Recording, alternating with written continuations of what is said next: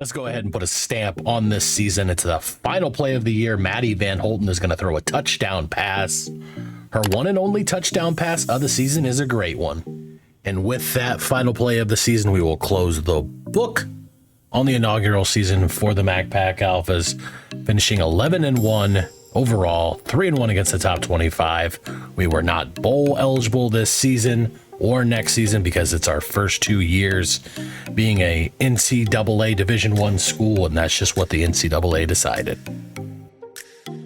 Great season to start this program off, going 11-1. Hard to be disappointed, other than the fact that we did have that double overtime heartbreaking loss to Notre Dame. But don't you worry, folks, we're going to go ahead and schedule them for next season, try to get our revenge. Quickly take a look at the stats. Miller Time was our main passing leader, over 2,300 yards, 19 touchdowns to just 8 interceptions.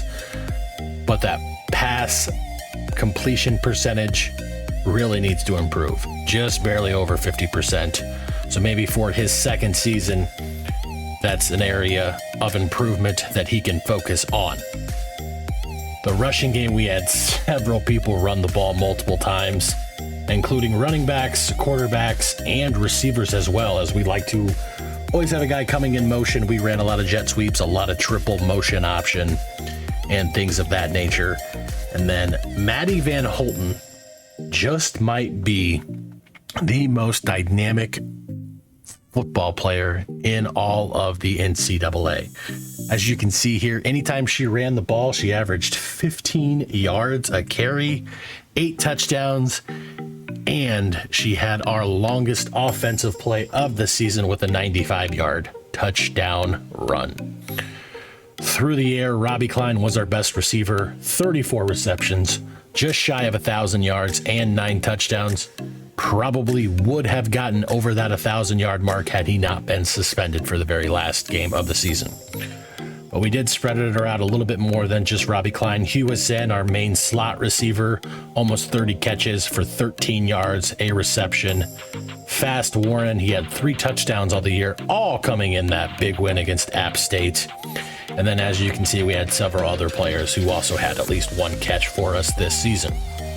On the defensive side, Coach Playa led the team in tackling, and that actually led him to be a finalist for the Defensive Player of the Year award, which he came up just short. Call Me Daddy was also a finalist on that list. He ended up with 22 TFLs on the season, almost 2 a game, to go along with 5 sacks. Our leader in sacks on the team this year was defensive tackle Dick Navis, and Sexy Man and Dick Long, both with 3 interceptions apiece. And we had a few other defensive backs and linebackers get a pick. We weren't all that much on ball hawking, but when we did get an interception, we were likely to take that to the house, as we had 4 defensive touchdowns on the year. Who can forget the Dick Long overtime pick 6 to pull off the upset against Buffalo? Want to mention that Guy LeBoot went a perfect 18 for 18 in the field goal game and a perfect 55 of 55 for extra points, and he actually won himself the Groza Kicker of the Year award.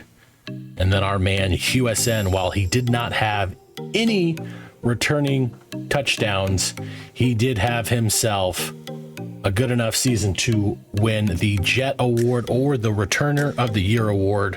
Look at that, almost 26 yards a kick return and almost 16 yards a punt return. Again, he did not take one to the house, but several were close. All in all, a very good season to start this program. We did a lot of things well, but there's a lot of areas for improvement for this young ball club. We relied too heavily on the big play, both on offense and defense. There were times where our defense could not get a stop, where our offense just stalled out too many times. Plenty of times where instead of taking the 3 or 4 yard play, we looked for the home run and either turned the ball over or took up a big sack. So a lot of those things we need to improve on if we want to get better in season 2.